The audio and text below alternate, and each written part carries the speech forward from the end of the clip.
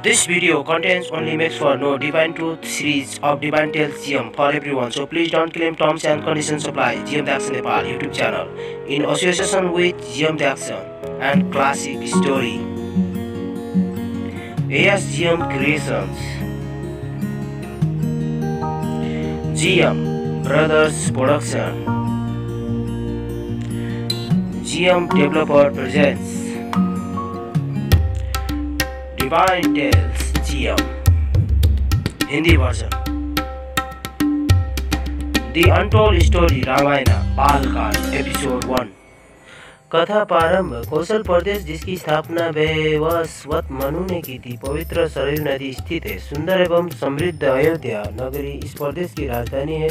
वैवस्वत मनु के वंश में अनेक शूरवीर, पराक्रमी, प्रतिभाशाली तथा यशस्वी राजा हुए, जिनमें से राजा दशरथ भी एक थे। राजा दशरथ वेदों के मर्मज्ञ, धर्मप्राण, दयालु, लड़कुशल और प्रजा पालक थे।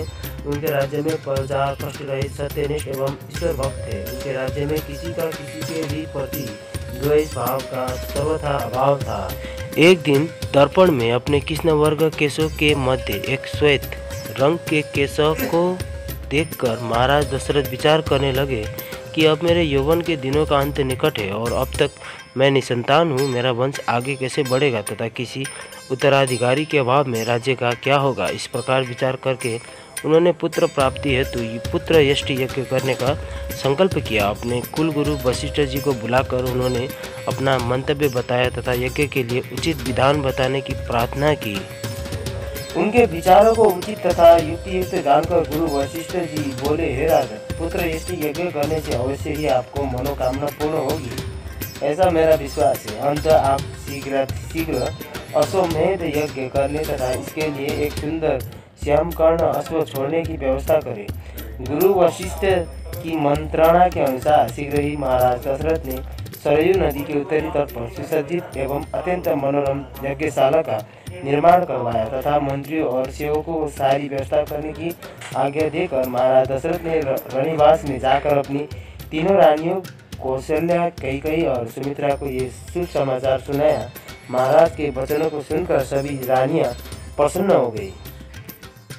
राम का जन्म। मंत्रीगणों तथा सेवकों ने महाराज की आज्ञा अनुसार श्यामकर्ण घोड़ा चतुरंगिनी सेना के साथ छुड़वा दिया। महाराज दशरथ ने देश देशांतर के मनस्वी, तपस्वी, विद्वान, ऋषि मुनियों तथा वेदविज्ञ प्रकांड पंडितों को यज्ञ संपन्न कराने के लिए बुलावा भेज दिया।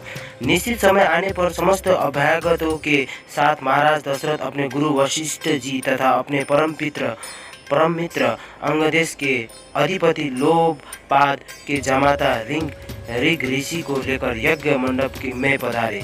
इस प्रकार महान यज्ञ का विधिवत शुभारंभ किया गया। संपूर्ण वातावरण वेदों की ऋचाओं के उच्च स्वर में पाठ से गूंजने तथा संविधा की सुगंध से महकने लगा। समस्त पंडितों, ब्राह्मणों, ऋषियों आदि को यथोचित धन्य धान्य, गौ आदि भेंट करके सादर विदा करने के साथ यज्ञ की समाप्ति हुई। राजा दशरथ ने यज्ञ के प्रसाद चरा को अपने महल में ले जाकर अपनी तीनों रानियों में वितरित कर दिया। प्रसाद ग्रहण करने के परिणाम स्वरूप परमपिता परमात्मा की कृपा से तीनों रानियों ने गर्भाधारण किया। जब चैत्र मास के शुक्ल पक्ष की नवमी तिथि को पुनर्वसु नक्षत्र में सूर्य, मंगल, शनि, बृहस्पति तथा शुक्र अपने उच्च स्थानों में विराजमान थे, कर्क लग्न का उदय होते ही महाराज दशरथ की बड़ी रानी कौशल्या के गर्भ से एक शिशु का जन्म हुआ, जो कि श्याम वर्ण, अत्यंत तेजोमय, परम कांतिवान तथा अद्भुत सौंदर्यशाली था। उस शिशु को देखने वाले ठगे से रह जाते थे। इसके पश्चात शुभ नक्षत्रों और शुभ घड़ी में महारानी कैकेयी के एक तथा तीसरी रानी सुमित्रा के 2 तेजस्वी पुत्रों का जन्म हुआ। संपूर्ण राज्य में आनंद मनाया जाने लगा। महाराज के 4 पुत्रों के जन्म के उल्लास में गांधर्व गान करने लगे और अप्सराएं नृत्य करने लगी। देवता अपने विमानों में बैठकर पुष्प वर्षा करने लगे। महाराज ने उन्मुक्त हस्त से राजद्वार पर आए हुए भाट चारण तथा आशीर्वाद देने वाले ब्राह्मणों और 5 को दान दक्षिणा दी। पुरस्कार में प्रजाजनों को धन्य धान्य तथा दरबारियों को रत्न, आभूषण तथा उपाधियां प्रदान किया गया। चारों पुत्रों को नामकरण संस्कार महर्षि वशिष्ठ के द्वारा कराया गया तथा उनके नाम रामचंद्र, भरत, लक्ष्मण और शत्रुघ्न रख गए।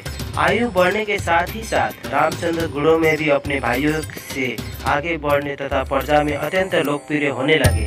उनमें अत्यंत विलक्षण प्रतिभा थी, जिसके परिणाम स्वरूप अल्पकाल में ही वे समस्त विषयों में पारंगत हो गए।